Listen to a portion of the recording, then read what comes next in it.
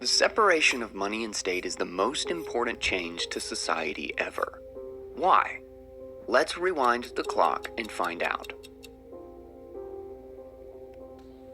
Throughout recorded history, religion and power have been inexorably linked. The collective belief in one or more divine entities is very powerful. It enables humans to form larger groups than other primates. Dunbar's number represents how many people with whom one can maintain relationships. Without collective beliefs, human tribes could not have exceeded this number. Thus, civilization needs a belief system at its core. Belief systems provide human leaders with motivational tools. The introduction of ceremonial burial was one such tool. With ceremonial burial came the promise of an afterlife.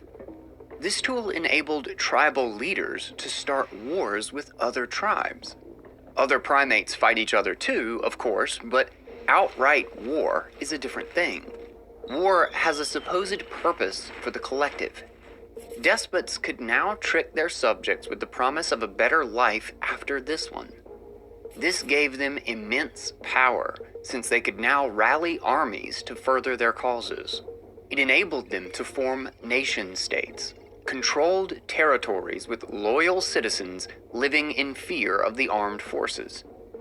Because of people's beliefs, the divine right of the ruler became a part of their operating system. For centuries, this was the basis of governance for almost all nations. The ruler's supposed closer connection to the gods legitimized them in the eyes of the people. Then, the colonization of the Americas introduced a new problem for the ruling class.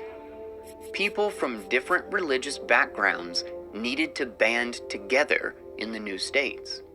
Enter the ideas of English philosopher John Locke. Locke argued that the realm of individual conscience was a personal thing.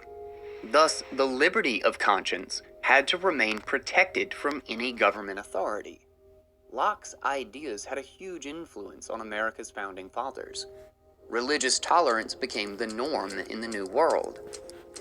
Thomas Jefferson wrote that the government should, quote, make no law respecting an establishment of religion or prohibiting the free exercise thereof. These ideas made their way into the First Amendment to the U.S. Constitution. You know, the one about protecting freedom of thought and expression.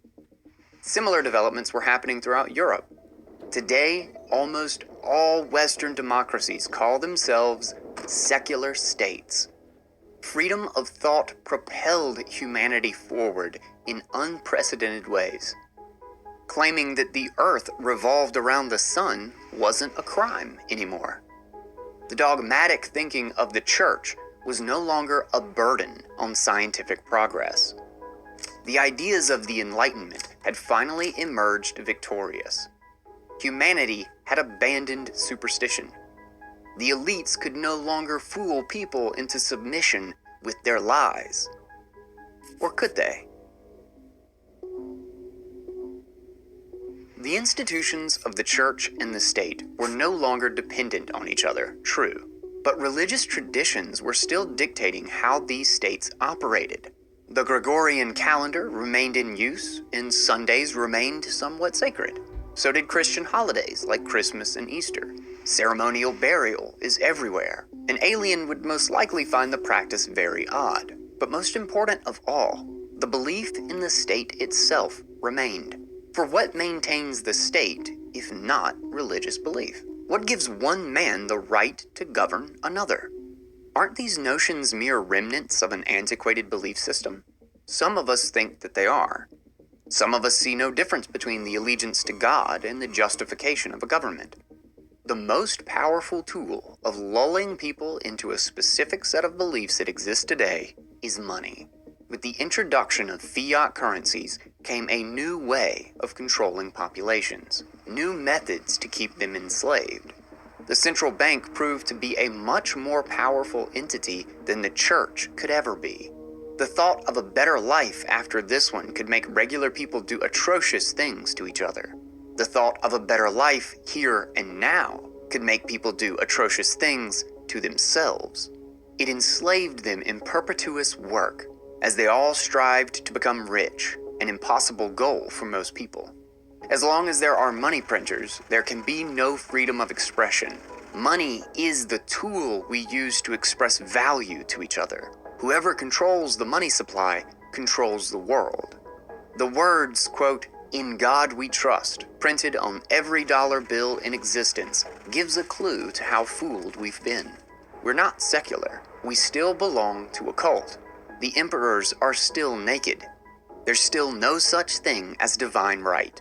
If we want to become secular, we have to separate money and state. There's no middle ground here. People in charge of issuing currency can't resist enriching themselves. The incentives are too strong. There's no way around this.